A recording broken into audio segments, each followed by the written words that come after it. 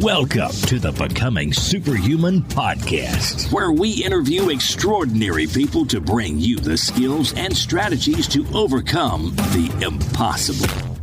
And now, here's your host, Jonathan Levy. This episode is brought to you by Organifi. You guys, one of the only things that every nutritional expert that we've had on the show seems to actually agree on is that we all need to eat more vegetables, eat more greens, eat organic, cut out all the processed junk. Well, who has the time, right? Who has the time to go out, do the shopping, make the salads, make the juices, make the smoothies? And that's what I love so much about Organifi. Their product is an all-organic green juice. It has all of the nutrients that you need. It tastes absolutely amazing, and it's made by wonderful people who I consider to be personal friends. And as listeners of this show, you guys can actually save 20% on your first order. And all you have to do is go to Organifi.com. That's Organifi.com and use the coupon code SuperHuman at checkout. This episode is brought to you by Become a Super Learner, the Masterclass. You guys, if you have ever wanted to learn things faster, to read faster and waste less time reading boring textbooks, if you've ever wanted to have near perfect memory for names, numbers, anything you want to learn, and expand your mind and retain information in a way that you never thought possible, well, then the Become a Super Learner Masterclass is exactly what you've been looking for. It's a 10-week program developed by myself and my mentors alongside some of the world's best memory experts and world record holding memory champions. It'll take you from zero to super learning hero in just a matter of 10 weeks in about 30 minutes a day or less. Now, you can go ahead and sign up for a free trial with no credit card required. All you have to do is go to jle.vi/learn. And if you choose to pick up the full course, you will also get an incredible discount for listeners of this podcast only. So please make sure to check it out and support the show. And on to today's episode. Greetings, super friends, and welcome to this week's episode. You guys, if you've been listening to the show for any amount of time, you know that I'm a big fan of leveraging my time. And you know that I'm all about, quote unquote, outsourcing, delegating, finding ways to do things in a more efficient way by hiring people, bringing people on, so on and so forth.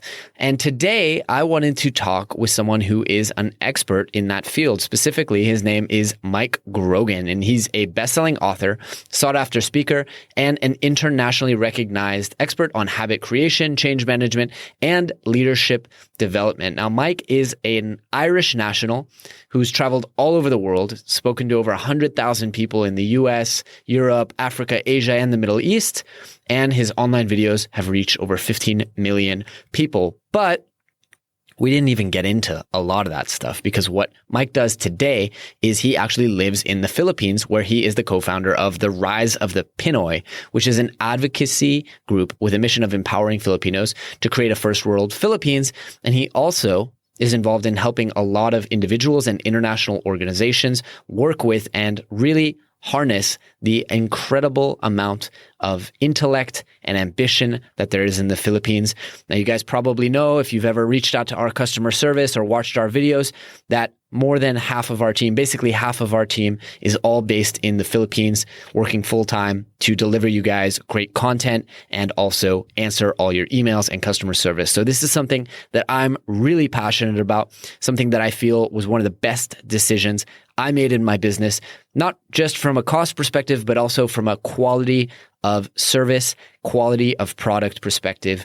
And I really feel that it has allowed me personally and my business to grow and accelerate in ways that I just couldn't have if I hadn't tapped in to this incredible country of 100 million smart, ambitious, and hardworking people. So today, I wanted to share that with you guys. I think there's going to be a ton of value for you, whether or not you're entrepreneurs, because you can start discovering how you can potentially outsource or delegate some of the things that you're doing every single day, whether that's research, whether that's organizing your daily life, and really benefit as so many top business leaders have already, from the power of the international workforce. So we talk about that. We talk a little bit about habits. We talk a little bit about what makes Mike superhuman, and just a little bit about mindset.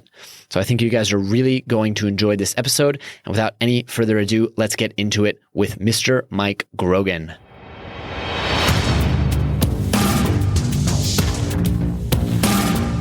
Mr. Mike Grogan, welcome to the show, my friend. How are you doing today? I am very blessed to be on this call. Feeling fantastic. Awesome. So Mike, for folks who don't know, you and I have had a chance to get to know one another, but for folks who don't know, tell us a little bit about who you are and what you do and where you are, because I think that's also pretty interesting in your case. Sure. Well, I guess some readers may pick up from my accent that I'm Irish, and I've been living in about 8 different countries over the last number of years. I find myself today in the Philippines, where I've been here for the last 3 years. I absolutely love it here. I feel this country makes me a better man. I've really found my niche here, and I am passionate about helping people create breakthroughs. I started my career as an engineer. I moved into the world of teaching. I got exposed to something called lean, continuous improvement. That philosophy of 1% better every day totally changed the way I think about the world, look at myself, and influence others. And I feel very, very blessed. I'm a podcast addict, so I'm a huge fan of this podcast. I probably listened to maybe 70 episodes. So I'm a huge fan. And I'm in your gratitude, Jonathan, straight away that I have learned. You have been one of my, I guess, secret online mentors. I have a massive list of online mentors that have influenced me. And my last book that I wrote, it would not have been written without people like you actually in my ears for so many months. And so I've been a podcast addict for about 6-7 years. And it's people like you that actually have made me and the person I am today. So I'm grateful. One of my online heroes I'm speaking to. Well, I'm absolutely honored and completely touched by that, Mike. I really appreciate it. So you mentioned your books, multiple books. Tell me about those. What are the books that you've written? I mean, I covered it a little bit in the bio, but what led you down this path of being a content creator and more specifically finding yourself, as you said, in the Philippines? Yeah, it's actually the question I get asked every day in terms of how did I end up here? And when I meet Filipinos, it's always the first question. And of course, my mother frequently asks me that question on a daily basis. How do I end up here? I guess my passion discovery, if you will, was in teaching, was in influencing others. And I made that career shift from being an engineer who's focused on, I guess, engineering problem solving, and moving into the world of influence, teaching, coaching, mentoring. I guess I became extremely passionate about how can I be of greater influence to other people. I could see the greater influence I have on others that would directly, my selfish benefit, that's where I get most joy out of helping others. So I began this road to realize that to reach that potential, whatever that summit is, creating content is a must. For credibility, for clarifying my thoughts, for reaching people beyond my classrooms and events. And so I've experimented with podcasts, blogs, and in recent years, books. I can safely say, and to any reader out there, writing a book will change your life. It's one of the best career decisions I have made. Absolutely. And I can testify to how that has brought me in a totally different, how do you say that, the credibility, the personal branding, but also the joy. It can be a painful process. I hated the editing process. I can say that with honesty, but I really did enjoy the creation process. It became part of my morning ritual for months. And that's where I've come to now. I'm finished my 3rd book, and I feel very, very blessed that this is something I look back with in years to come with the great pride. Amazing. So let's go in a little bit deeper into kind of your area of specialty, which is you've really found your niche in exposing the world to kind of the miracle that's happening in the Philippines. And I think you and I share something in that we've both discovered this amazing nation full of incredibly hardworking people who have phenomenal English skills, who are really excellent team players. And you've gone out there and exposed that. So sell us a little bit. I mean, I know a lot of people in the audience may or may not be entrepreneurs. They may or may not be in the position where they can outsource, but I think maybe you might have some views on how anybody and everybody can take advantage, maybe take advantage is not the right word, but enjoy, benefit from, cooperate with what's going on right now in the Philippines. Give us a little bit of background on that and kind of your thoughts on how listeners can get involved, because there really is something very exciting happening right now in the Philippines. Absolutely. This is the new land of opportunity. I say that with no hesitation in my mind. And that's someone who's traveled the world, and I've been for years pursuing my own version of the American dream. But I've now found my sense of purpose, happiness, and joy here in the Philippines. And I 100% agree with everything you said. This is, for some people, I'm not saying you have to come out here and live here, but just to come for vacation, to meet the people, to see how your business can be supported. Any type of business, from traditional to entrepreneurial, you can leverage the extraordinary talent pool here in this country. Let's start with the advantages of an English-speaking country, 100 million people, one of the fastest growing economies in the world. And the people have really won my heart. When people ask me, why am I building my future here? I've been here 3 years and I don't have any plans to leave. I sincerely mean that. And I've been to 40 plus countries. This is the country I now call my home. And it's not because of the 7,000 islands or the best beaches in the world or the beautiful scenery, which is all amazing and it's postcard-esque. But it really is the people and how, I don't know if that's a word, a made-up word, but amazing landscape. But it really is the people. Mm-hmm. And I'm sure you can testify. And I'd love to hear your story of how you've developed relationships with amazing, whether it be virtual assistants, whether it be back office. There is so much potential in this country. And I've really fallen in love with the people. Mm-hmm. That's just the one word that jumps out: potential, potential, potential. So I have seen, and over the last few months, I remember when I gave my first talk here, that's what woke me up to, wow, I can play a real role here in accelerating the growth of this people. So as an opening statement, these people have given me more value than I could ever give back to them. And our work today and over the last few years is about empowering Filipinos to accelerate that journey. Yes, I know absolutely. That they will create a first world Philippines in our lifetime. That's the vision of our advocacy and our team here. First world Philippines in our lifetime. I know it will happen. And I want to play a small part in that role in helping them get there faster. And it's just an absolute honor to have Filipinos on my team and work with them on a daily basis. They make me a better man. Amazing. So I want to connect it, Mike, to the superhuman aspect, because on a business level, I could sit and talk to you all day about why fully half of my team, basically everyone on my team who's full-time, is Filipino, living in the Philippines. And the only non-Filipinos that we have are freelancers. But I want to connect it for people to the superhuman aspect, whether or not they are entrepreneurs running their own business. And I want to ask you kind of a tough question, which is, do you think anyone and everyone can benefit and really get involved in what's happening there? I mean, if I'm a salaried employee working at Oracle, is there a way that I can get involved and cooperate with these people? I shy away from using the term outsourcing. I don't tell people that I outsource, because for me, it's not outsourcing. I have a distributed team and they're full-time people. Outsourcing to me kind of feels like sending your work to some country where, it's cheaper labor and blah, blah, blah, just to get it kind of done and cut down your own time. Whereas for me, the people on my staff are staff members. And I just say that we have a globally distributed team. We have someone in the UK, someone in the US, someone in Israel, and then the majority of our people are in the Philippines. How do you feel about that whole term, outsourcing? And again, do you feel that anyone listening can get involved, whether or not they're an entrepreneur, whether or not their company's hiring? Tell me a little bit about that. Absolutely. And I think, to be honest, I'm so passionate about this. I think I could go on a 15-minute tangent here, so I'll reel myself in. I think the call to action that I would have for people would be, and I'm basing this off the countless number of entrepreneurs and individuals that I've met, foreigners, so non-Filipinos, that came to the Philippines, and they all said that their aha moment was when they physically came to the Philippines itself. Mm-hmm.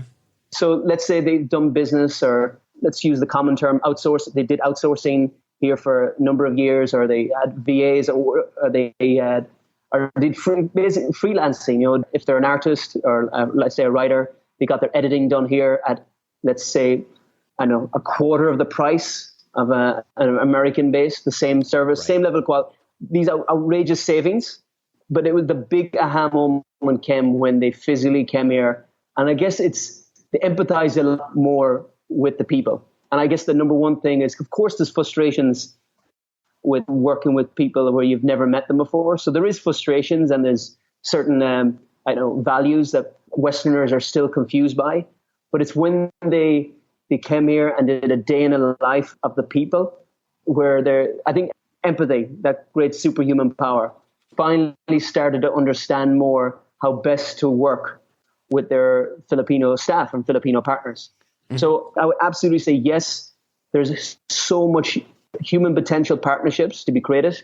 But the only time, no matter how many e-courses you read or books or stories, single biggest aha moment will come to a person who actually physically comes here, spends a week, a few days, and then can see their eyes are wide open in terms of the potential. And I know I'm very grateful that I know a lot of businessmen that do, business tours here. So you can get onto certain business tours. I've got friends who are involved in social tourism. It's such a win-win where you can come. Yes, you can come here for looking at business opportunities, but at the same time, you can have the vacation of your lifetime. Mm-hmm. So I would really challenge people looking at the next 12 months, that overseas vacation, why not make it Philippines so that you can explore the extraordinary potential? Because it is, I really believe, going back to my initial statement, it is the new land of opportunity in the entire world, not just in Asia, but in the entire world. Let's draw it in for people. I mean, I talk a lot about kind of delegating and this idea of, sort of outsourcing, I guess, to use a term I said I don't use, but outsourcing things that you don't want to do or aren't good at. So, having someone clean your house, if it is worth it for you, if you're in a position where that 2 hours of your time, you're going to be able to maximize, and there's kind of an opportunity cost that's high enough. I'm a big fan of that. I'm a big fan of laundry delivery services. I'm a big fan of, automated every week. I have groceries come to the house so that it saves me, the hour of going to the market and choosing the freshest organic produce. But I also believe, and I think we should put into perspective for people, I mean, what does it cost to keep someone in the Philippines, either part-time or full-time? I know the range of salaries for someone who's college educated in an administrative role, as in having a dedicated personal assistant, you're looking at about $600 a month, at least at the time of this recording.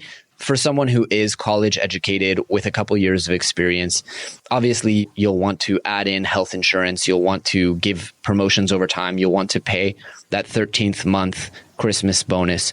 But I think it's important to put that into perspective for people, because even if you are in a position where maybe you're rising up in your own career, you're not being provided with support staff, you don't have, say, a secretary or an administrative assistant, it really, I think, does make a lot of sense to have someone who is in your corner, helping you even manage some of your personal stuff, helping you call the credit card company when something is awry, helping you schedule different things in your day. And financially, it makes a lot of sense. Do you believe that everyone out there can be working with a Filipino counterpart? Do you believe that they should? Or is it in the case that for some people, you really think it's more about, a vacation thing and periodically opening yourself up to Filipino culture? I guess my question would be, do you recommend people out there look into actually working with someone in the Philippines to help them handle their workload?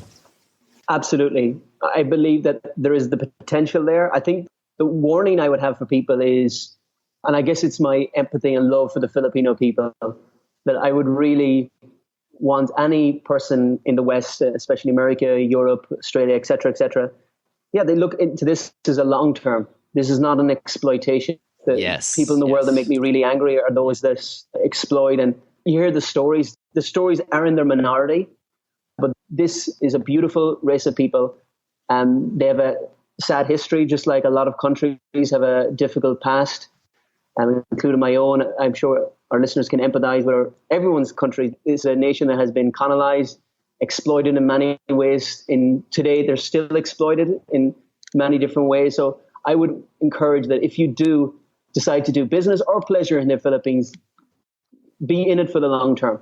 Yes, be in it in a way that, okay, even if you hire someone for 2 hours a week, if someone is doing some VA work for you, and you can still form a relationship with that person. And yes, one day, maybe 3 years or 4 years down the line, you can come and the hospitality, they really are the most giving people in the planet. And there's so many amazing values that it'll just win your heart over. So my advice to people, don't look at it from an exploitation, the traditional sweatshop under poor working conditions.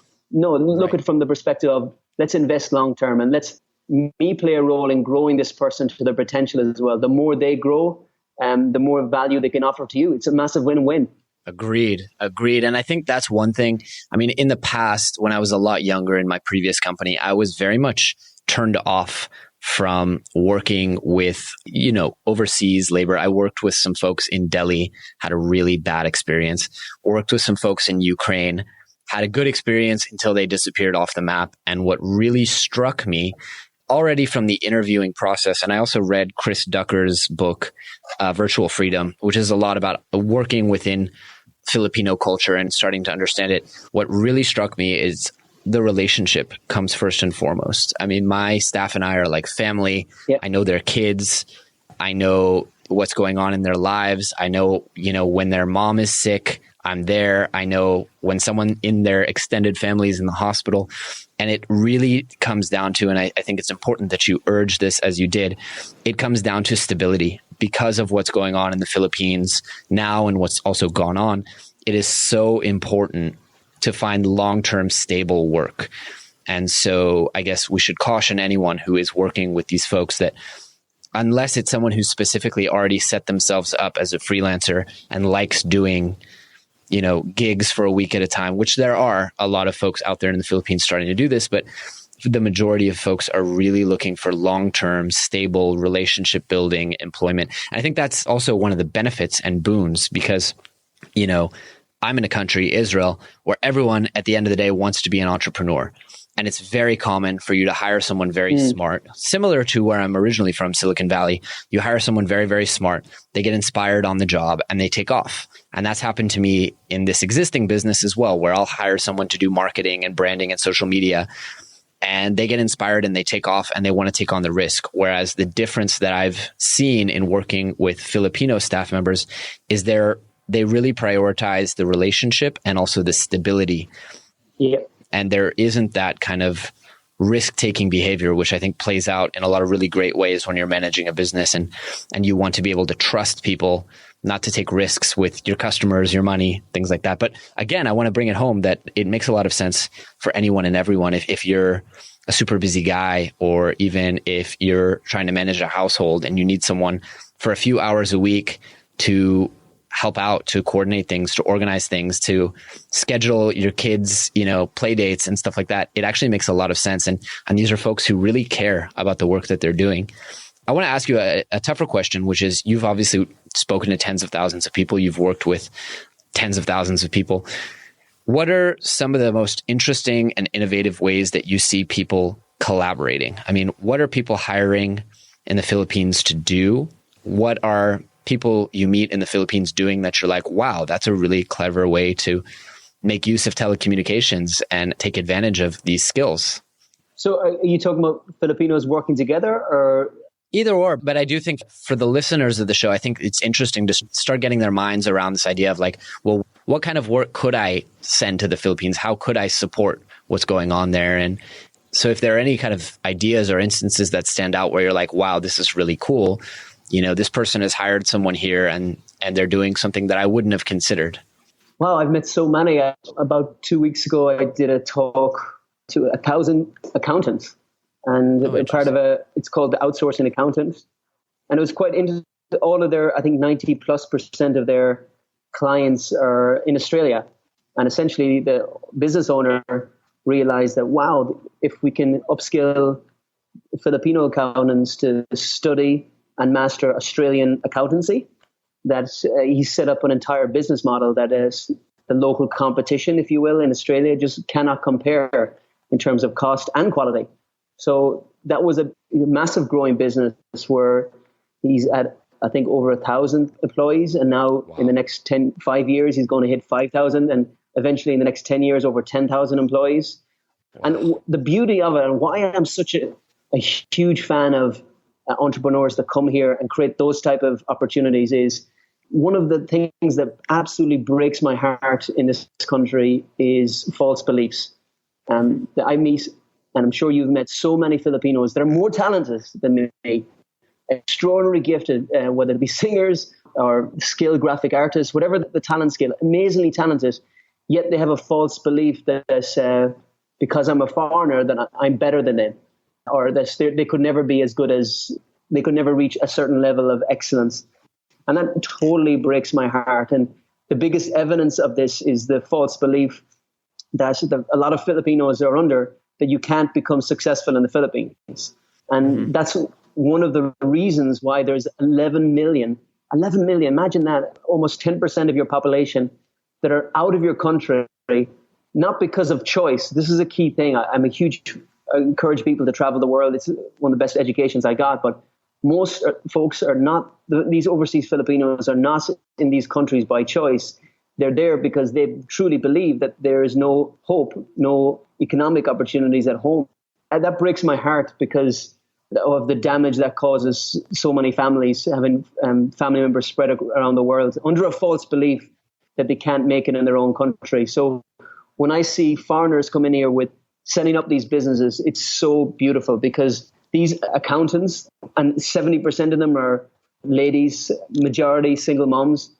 Without these opportunities, they would have to forced perhaps to go overseas for economic reasons. So it's more than just a job. When you partner with a Filipino, you could be totally changing their life, not just economically, but opening their eyes as a mentor, as a coach, as a friend, to the opportunities they have within their own country. So to actually truly suppress overseas immigration, which is the brain drain. It's killing the economic growth of the country when you have so many of the talented people leaving. So that's one of the things that excites me about, I guess, folks coming to the Philippines. It's the impact you make on this country is huge, absolutely huge. It's far more than just a job opportunity. It's empowering people to believe, wow, I can become successful in my own country. 100%. 100%. So let's shift gears a little bit, Mike, and talk. You gave me a really interesting prompt, which is that you have a specific 1% morning ritual that makes you superhuman. Tell me about that. Yes, I've been struggling, as most people have, for a long time with the change problem. And I'm sure everyone can relate to it. I want to change. I know I must change, but yet I fail to change. And I've been living with this for such a long time, from trying to make changes in my health, exercise, writing, studying, learning. The list goes on this constant stream of broken promises. And the one thing that has significantly helped me was establishing a morning ritual, building habits at the start of my day, ensuring that I have an evening ritual to, how I say, prepare myself for a quality night's sleep. But once I practiced that over the last 3 years, I just had transformative impact to my health, to my relationships, to my learning speed, to my growth as an entrepreneur. Without hesitation, I say that my favorite part of the day is my morning, when I wake up and I do my certain series of habits. And I use podcasts like these, that when you've been interviewed, some of your guests, and just constantly stealing ideas from wherever I try to get them of what are the super habits out there and how can I adopt those into my day. I really believe that, secret to success is your daily rituals. It's your things, the small things you do on a day-to-day basis. So I've been experimenting for the last 3 years on my morning ritual and how it can make me better. And I really link back to, how do you say, my answer is it makes me 1% better every day. So what is it? Well, it's just, I have a combination of things I do. Well, when I wake up, I always drink 1 glass of water. I always exercise, and I mix up my exercise from swimming, lifting to running. So depending on the day of the week, I do a meditation. It can be from 15 to 20 minutes. And then I go upstairs. One of the blessings, I do live in a tropical country, and I go up to the roof of my building every day, and that's where I get my daily sunshine. So I'm very pale, so not too much sunshine, but enough sun. I just feel the energy I get from the sun. And that's where I do my daily journaling, my daily reading. I have my imaginary conversation with myself every day up there. I practice my idea muscle, my inner genius. I do my gratitude up there. I do what I can do to make today great. And then I come back to my apartment, and then I have a breakfast, which usually is eggs. I'm a huge fan of eating as many eggs as I can in the morning, a cup of coffee or green tea. And then, I feel so energized after doing that ritual. So sometimes it depends on what time I wake up, but usually it's 5:30. Sometimes it's as late as 8 a.m., depending on what time I got. Usually try and target at least 8 hours sleep. Mm-hmm. But going through that ritual on a day-to-day basis has really helped me. And especially if I were to highlight one thing from that ritual, it's the exercising my belief muscle. Mm-hmm. I think for any entrepreneur out there, it's so lonely being an entrepreneur. I wish more people would talk about this. But it can be so, like only a few days ago, I celebrated a massive victory, and then hours later, I'm depressed. Yeah. So as an entrepreneur, and not just an entrepreneur, but especially on entrepreneurship, but there's days where you feel so amazing and so low. And I think the foundation of my personal success is the belief muscle. How can I exercise that on a daily basis? Because I'm making bold decisions and courageous decisions, and sometimes you're in isolation. And if you're the leader of a group of people, but exercising your belief muscle on a daily basis, reminding yourself of your vision, affirming yourself that this is who you're supposed to become and this is the right path. A daily practice for that has saved my life. I can really, really say that it saved my life, and it helps me on my road to becoming superhuman. I won't say I'm there yet, but it's really helped me become 1% better every day. Well, I don't think anyone is there yet. And people always joke with me. They're like, someone saw me yesterday. I gave a lecture and he's like, how's the whole becoming superhuman thing? And I'm like, well, still becoming, still not there. I don't think anyone ever does. But and I think that's part of the reason that I chose the name Becoming, not Become, because you're always becoming, you're always excelling. There's always room for improvement. And I think that's really interesting. What you said about the morning ritual is also interesting. And it's something that I think I really need to get back into, because it really does set the tone for your entire day. And we hear time and time again, guests on the show talk about that. Actually, I wanted to ask you, Mike, are there any specific, as a world traveler or as an entrepreneur, products or services that you feel you couldn't do your job without? I would highlight audio, and whether that be audiobooks or podcasts have totally changed my life. It was one of the big aha moments I had the time when I was living in the US. I was complaining that I didn't have time to read. Imagine that, complaining. And I actually believed it. That's the sad part about it. Mm-hmm. And thankfully, a friend introduced me to Automobile University, and it totally changed my life. I transformed my commute. I had 40 minutes each way every single day to listen to books on leadership, entrepreneurship, management. And I became totally addicted. And I really encourage people to move away from these excuses. The quality of your life really is measured by how you can consume knowledge and retain that and use that to relevant problems in your life. And there's no excuses for not having time to learn. For most of my 20s, I held on to that excuse with such pride and arrogance that I didn't have time to learn. So discovering audio, and I'll give you another one, discovering to increase the speed of audio. I'm embarrassed that only 18 months ago, I was listening to a podcast and the guy said, oh yeah, and double the speed of your audio will also, you can learn twice as fast. And I was like, what? I felt like an idiot that I was listening at normal speed for like 5 years. I was listening at normal speed. And I really encourage people, this is a huge aha moment for me. If the person, like even this recording, if it's not too fast for you, increase the speed to 1.5. If you can take that, increase it again to 2, you will learn twice as fast. And I wish I learned that. Well, it's just this tiny thing. I wish I knew that 7 years ago. I would have learned so much more than I am today. But that's the audio devices that I listen to now every time I travel or do my exercise have totally been one of the single best investment I've made in my life. I'm so glad. What are some of the most game-changing books that you've read or listened to, I should say? I'll give 2 that maybe some of your readers have not heard. Toyota Kata by Mike Grogan. This was a book that totally changed my thinking.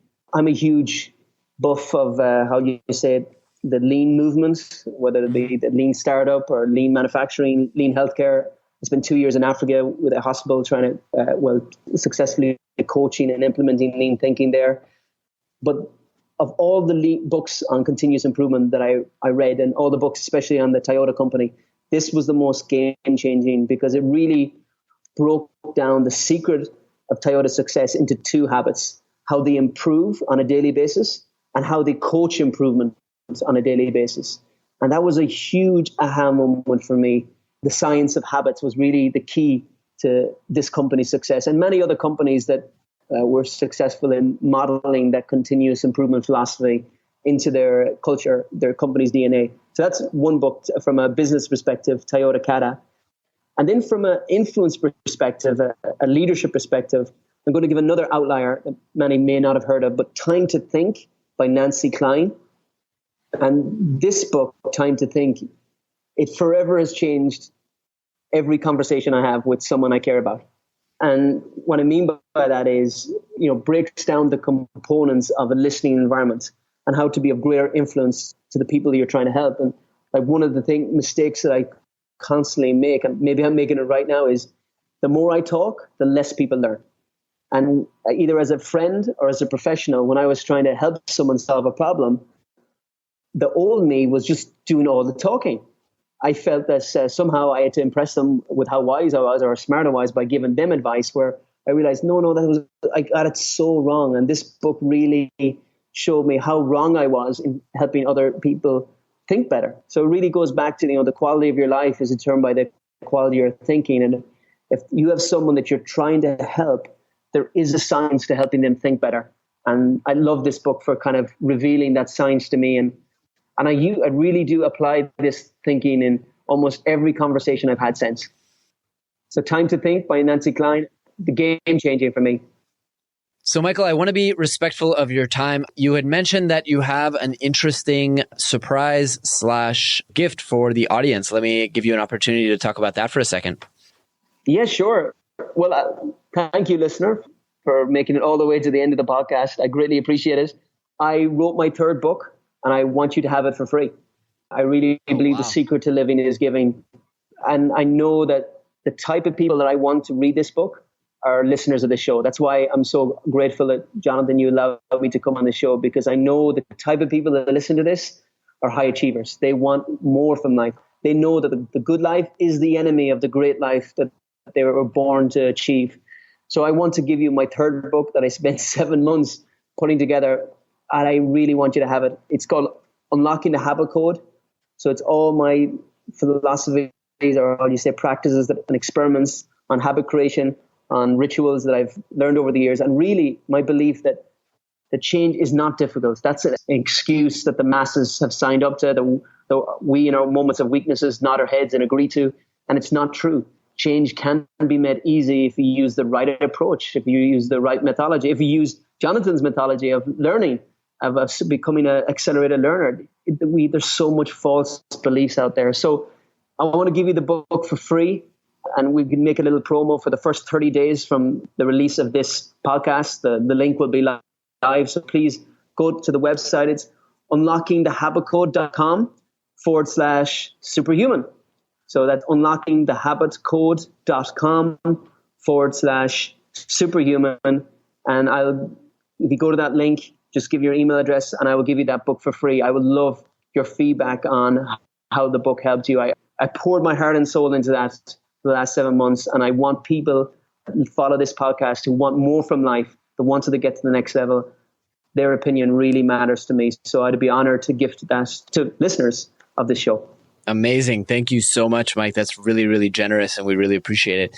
I wanted to ask, is that where we should send people, or is there an additional website that you'd want people to reach out on? Yeah, unlockingthehabitcode.com is the website we built for the new book. MikeGrogan.ph is my website for the Philippines. If there is any Filipinos listening, please come there. You can get my 2nd book for free, because my first 2 books were written about Filipinos to highlight the amazing, great strengths of this culture and to empower them to achieve even greater things.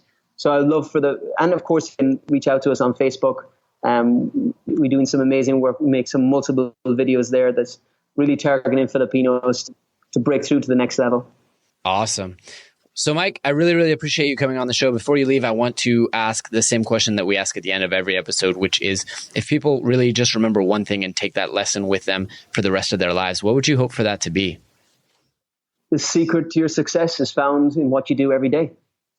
I really believe that it's your rituals, how you wake up in the morning, your decisions on what you do before you eat and after you eat, those things you do after the shower, before the shower, those things you do at the end of the day, those rituals, whether journaling, meditate, whatever are the super habits out there.